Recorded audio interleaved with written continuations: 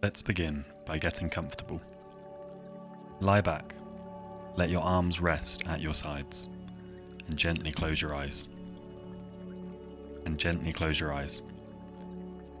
Feel the weight of your body being held, fully supported. There's nothing you need to do right now. This is your moment to rest. Now, bring your attention to your breath. Don't change it just yet. Just notice it. Feel the air moving in through your nose and softly out through your mouth. Cool as it enters, warm as it leaves. Begin to deepen your breath now. Inhale slowly, all the way down into your belly. Exhale even more slowly, through your mouth, like you're sighing away the day. Let's try that again. Breathe in and fill your body with calm. Breathe out and feel your tension melt away. Let your shoulders soften. Let your jaw unclench. Let your eyes grow heavy. Let your tongue fall from the roof of your mouth. Each breath carries you deeper into stillness. With each exhale, imagine you're releasing the day, its worries, its noise, its pace. Imagine you're standing at the edge of a quiet village, bathed in silver moonlight. You hear only your breath and the soft hush of a breeze winding between old rooftops. You are safe. You are calm. You are ready to drift. Let your breath continue to move like a gentle rhythm.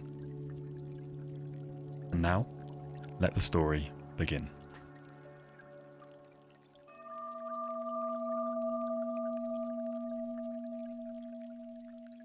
It was the kind of night that seemed to hush the whole world. The village of Thistledown lay quiet beneath a blanket of indigo sky, its narrow, winding streets gently illuminated by the warm flicker of wrought iron lamps. Each light spilled across the cobblestones in golden pools, like small puddles of moonlight left behind by the stars.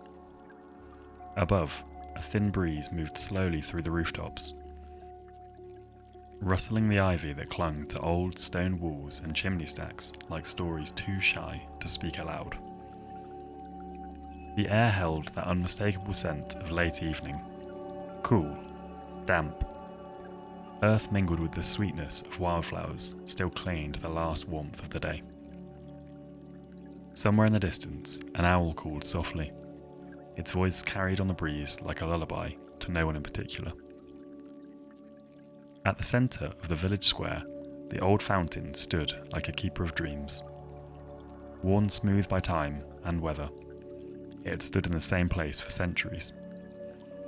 Tonight, its waters were calm, barely moving, only the gentlest ripple now and then where a leaf dipped in from the edge. Moss grew along its base like a soft green scarf, and the sound it made was so quiet, so steady, it was almost not a sound at all, but a feeling, like breath. Every window on the street was dark. Curtains drawn, doors closed. Fires banked to embers. Thistledown had gone to sleep. All except for two. They walked slowly, arm in arm, through the narrow lane that wrapped around the square. A couple, wrapped in coats, their pace unhurried, as though time had forgotten to keep moving forward. She wore a knitted shawl, tucked close around her, and he walked with one hand in his pocket, the other resting lightly on hers. The only sounds were their soft footsteps on stone, and the occasional whisper of wind weaving its way through the houses, brushing the tops of the hollyhocks and the low wooden fences. They did not speak for a while. They didn't need to. The silence of the village was full enough, with the echo of memories, the suggestion of dreams, the subtle, unspoken magic of a world falling asleep. They passed by the fountain, letting the hush settle around them like a blanket. She looked up at the sky. "It's so still tonight," she said quietly. like the village is holding its breath. He nodded. Everyone's asleep. I wonder what they're dreaming about.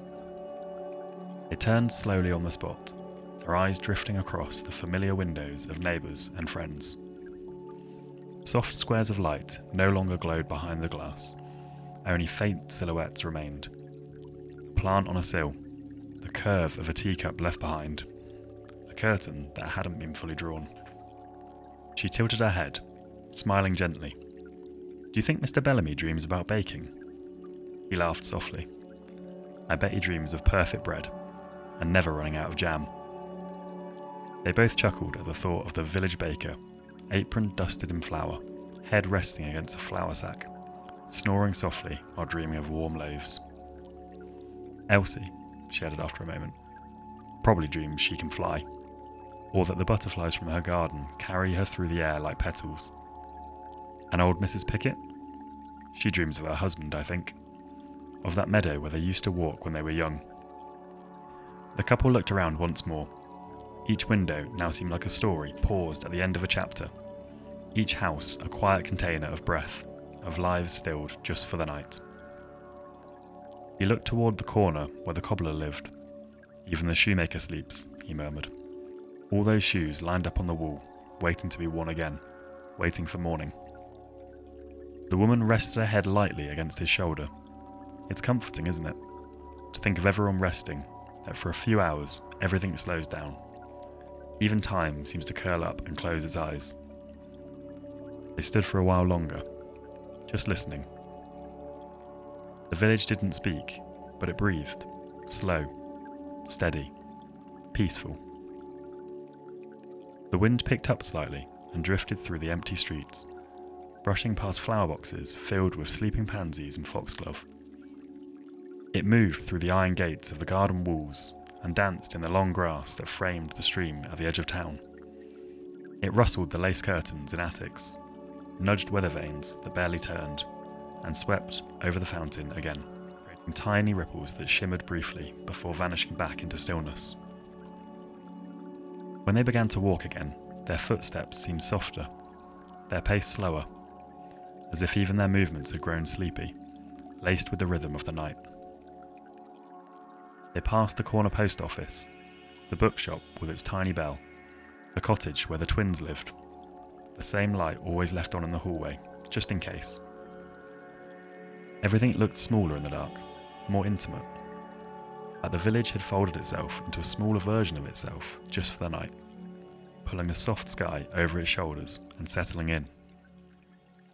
The woman looked up at one last window, barely visible beneath a curtain of wisteria. Even the dreams are dreaming, she whispered, almost to herself. He smiled, and soon we will too. Their steps grew slower as they neared their own gate, just a small wooden one with a squeaky latch. Behind it, the stone path curved toward their front door, where a single lantern flickered gently with the last of its oil. The house looked sleepy too, like it had been waiting for them, drowsy and warm. He opened the gate. She stepped inside. The door creaked open, then clicked closed behind them. The village was quiet once more. Even the breeze seemed to sigh, folding back into the stillness. The fountain gurgled softly in the square, its voice like a whisper at the end of a story. And slowly, like everything else, the night settled deeper. Cobblestones cooled. The stars leaned in closer, and Thistledown slept.